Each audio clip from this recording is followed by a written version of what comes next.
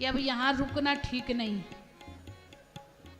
सो नारद जी बोले माता मैना से, बोले माता जी आप तो जानती हो ज्यादा देर हम एक जगह रुक नहीं सकते, और इस बारात में बहुत परिचित लोग आए हैं, अगर आप कहो तो जरा सबसे कुशल क्षेम पूछ लें जाएं। माता मैना बोली अवश्य पधारो देवर्षि, लेकिन धन्य हो आप, आज का शुभ दिन लाने वाले आप हो।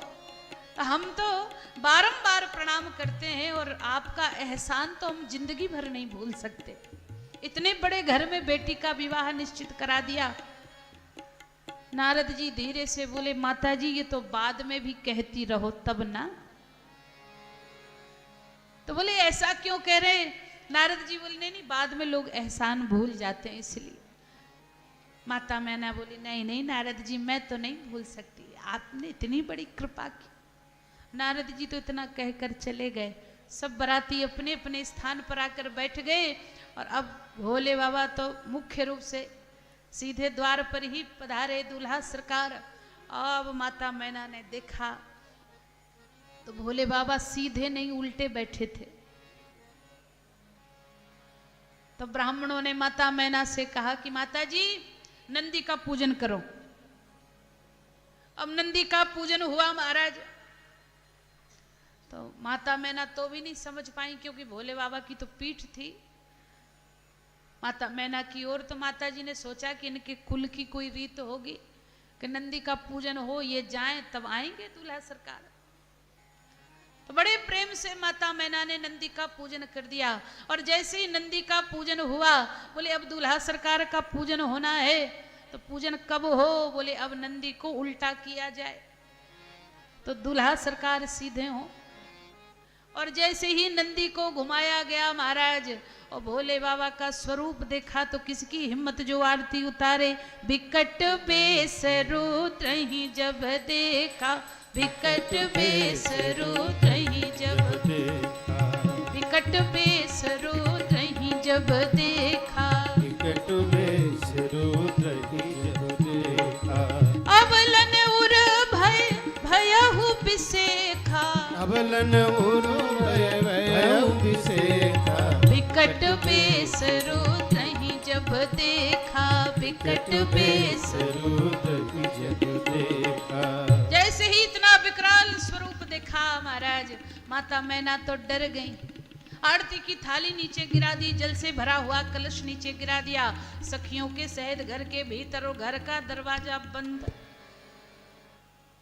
अब तो जैसे ही सब देवताओं ने देखा तो भोले बाबा को देख करके हंसी भी लगे और दुख भी हो।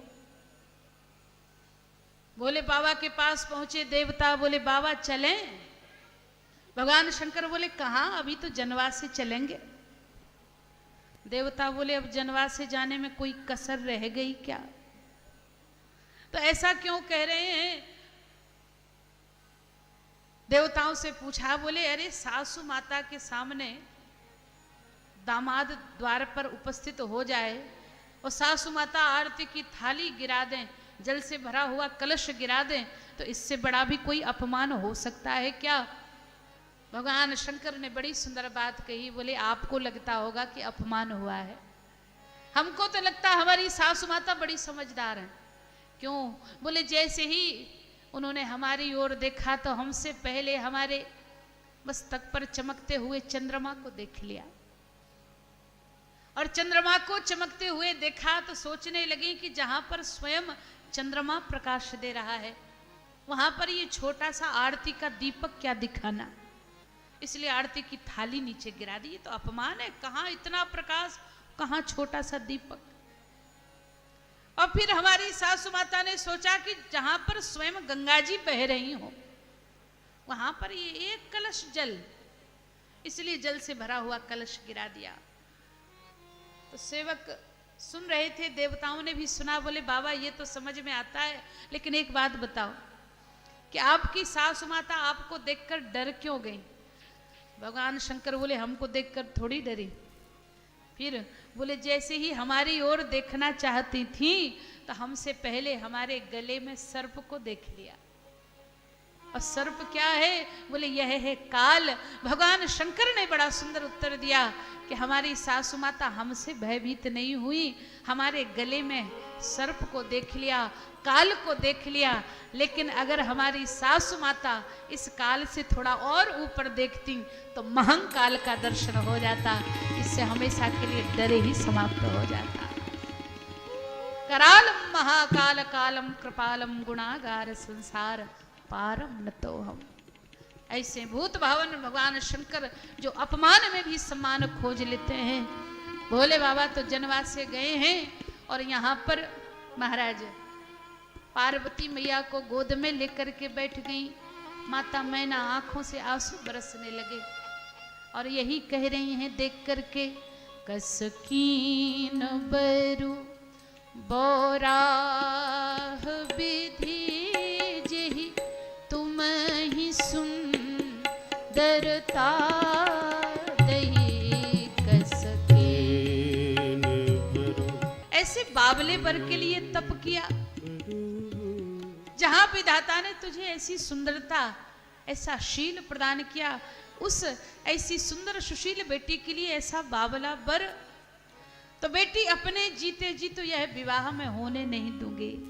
तुमको लेकर के पर्वत से नीचे गिर जाऊं, जल में समा जाऊं, अग्नि में जल जाऊं, पर जीवित विवाह न हो करो। बहुत विलाप किया, सब समझा रहे थे, पर माता मैना को कोई बात अच्छी नहीं लग रही थी। और विलाप करते करते माता मैना को सबसे ज्यादा अगर क्रोध आ रहा था तो नारद जी के ऊपर, कि नारद कर हम काहा बिगाड़ा, भवन मोर जिन बसत उजारा। हमने क्या बिगाड़ा था नारद जी का, जो ऐसे बाबले बर के लिए कहा हमारी बेटी से कि तप करो। अरे ऐसे बाबले बर से तो बिना तपस्या के भी विवाह होता, तो भी नहीं होने देते। लेकिन जैसे ही नारद जी को बुरा भला कहा, शोक में डूबी हुई माता मैना ने, तो पार्वती मैया से सहन नहीं हुआ। क्यों? बोले नारद जी हैं गुरुदेव। तो यहां पर माता मैना से पार्वती मैया ने कहा कि मां, इसमें हमारे गुरुदेव का कोई दोष नहीं है। माता मैना से कहा पार्वती मैया ने कि अगर मेरे भाग्य में यह बाबला बर ही लिखा है तो इसमें किसी दूसरे का कोई दोष नहीं है। और बड़े दुखी हो रही माता मैना। तब तक देवर्षि नारद से किसी ने कहा कि नारद जी जाओ, आप समझाओ माता मैना को। नारद जी बोले हम अकेले नहीं जाएंगे। क्यों? बोले अब हमारा विश्वास नहीं रहा, किसी ऐसे को भेजो हमारे साथ जिनका भरोसा हो माता मैना को। और अब तो भेजा गया किसको?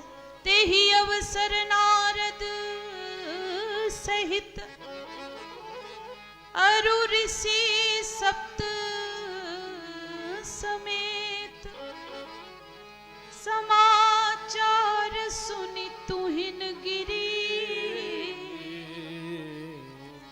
गबने तुरत निकेत। जैसे ही कहा तो सप्तऋषियों के साथ में देवर्षि नारद यहाँ पर चले हैं। पता लग गया आपके घर आदि शक्ति जगदम्बा महारानी प्रकट हुई हैं। बारंबार प्रणाम किया है। अब तो पूरे नगर में यह संदेश पहुंच गया। सब पुरवासी प्रसन्न हो रहे हैं कि हमारे घर आदि शक्ति जगदम्बा महारानी प्रकट हुई हैं। और अब जाकर के भोले बाबा से कहा गया प्रभु आप भी अपना सौम्य स्वरूप धारण करें। तो भोले बाबा सौम्य स्वरूप धारण करें उसके पहले बरातियों ने यह निर्णय लिया। महाराज हिमांचल राज तक संदेश पहुंचा और कहा कि पाणी ग्रहण बाद में होगा, पंगति पहले होगी, भोजन पहले कराओ। तो पूछा महाराज ये पंगति पहले क्यों? तो बराती बोले अभी तो परिछन के समय सासू माता डर गई दूल्हा सरकार को देखकर, और कहीं पाणी ग्रहण के समय कन्या डर गई, तो फिर बरातियों से कौन पूछेगा भोजन हुआ कि नहीं। तो पहले भोजन कराओ फिर देखेंगे जो होगा। तो यहाँ पर कहा गया और भोजन के लिए बिठाया महाराज बरातियों को। सब भूत प्रेत बैठे थे, कैसे भोजन हो, बड़ी समस्या। तो बोले भोले बाबा को ही भोजन करा दो। और भोले बाबा को जब भोजन के लिए बिठाया तो भोले बाबा भी अकेले नहीं, उनके साथ भी 3 बराती, और सब लोगों की अलग अलग मांग और मांग क्या है? बोले अर्घ चाहते चंद्रमा, भेंट मांगती गंग, और भावे दूध भुजंग को भोला के प्रिय भंग। चंद्रमा को अर्घ चाहिए, गंगा मैया को भेंट चाहिए, सर्प की माला उसको दूध चाहिए। और भोले बाबा कहते हैं हमें तो भंग प्रिय लगती है। अब तो बड़ी मुश्किल कैसे भोजन कराया जाए। तब तो कहा गया भोले बाबा से, प्रभु कृपा करो, आपकी सेवा मेरे बस की नहीं है, जो कर पा रहे उसी से प्रसन्न हो जाओ। और भगवान ने अपना सौम्य स्वरूप धारण किया है। कर्पूर गौरम करुणावतारम संसार सारम भुजगेंद्रहारम सदा वसंतम हृदयारविंदे भवम भवानी सहितम नमामि। पहुंचे भगवान शंकर, यज्ञ मंडप में आकर विराजित हुए हैं। सबने दर्शन किया है और वहां पर भी भगवान शंकर को दुनिया याद नहीं आ रही है। बैठे शिव विप्रन सिरुनाई, और मन में कौन है? बोले हृदय सुमिर निज प्रभु रघुराई। राम जी का स्मरण करके बैठे। और अब तो महाराज पार्वती मैया को लेकर के आई हैं सखियां, और बड़े प्रेम से विवाह संपन्न हुआ है। जिस विवाह के विधि श्रुति गाई, महामुनि सो सब करवाई। गह गिरीश कुश कन्या पानी, भवहि समर्पी जान भवानी। पाणी ग्रहण हुआ, सब जय जयकार कर रहे थे, प्रसन्न थे। लेकिन जब विवाह संपन्न हो गया तो एक सखी पहुंच गई भोले बाबा के पास नेग मांगने के लिए, और कहने लगी कि बाबा इतनी मुश्किलों के बाद भी आपका विवाह हो गया, तो हमको भी हमारा नेग दे दो। तो मांगा क्या? आई एक सहेली स्वाभिमान लिए डोली डोली, बोली दूल्ह जू पान यह पाइए। यहाँ पे भी होगा रिवाज। पहुंच गई सखी नेग मांगने के लिए, पान भी खा लीजिए और हमको हमारा नेग भी दे दो। हो गयो विवाह बर बधू पाई विमल, अब रस रीति सो नेग मेरो चुकाई। अब तो हमें नेग दे दो। भगवान शंकर ने भी विनोद किया, बोले देवी अवश्य मिलेगा। तो किया क्या? बोले जो होगा वही देंगे। सो भोले बाबा ने भी विनोद किया उस सखी से।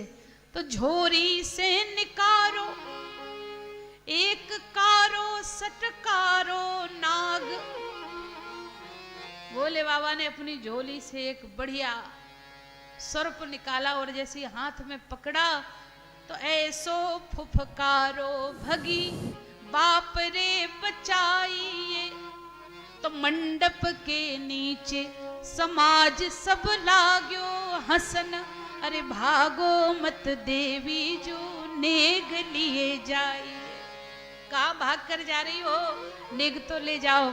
सब जय जयकार कर रहे हैं, प्रसन्न हो रहे हैं। और अब तो विवाह संपन्न हो गया है। सबसे अंत में विदा किया है भगवान शंकर के साथ में पार्वती मैया को।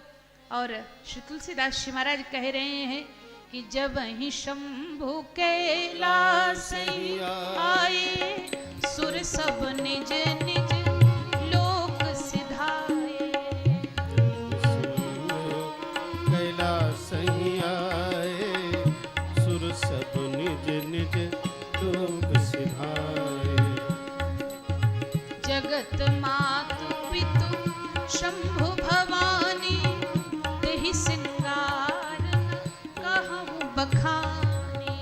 जगत मातु पितु शंभु भवानी, तेहि सिंगार न कहूँ बखानी।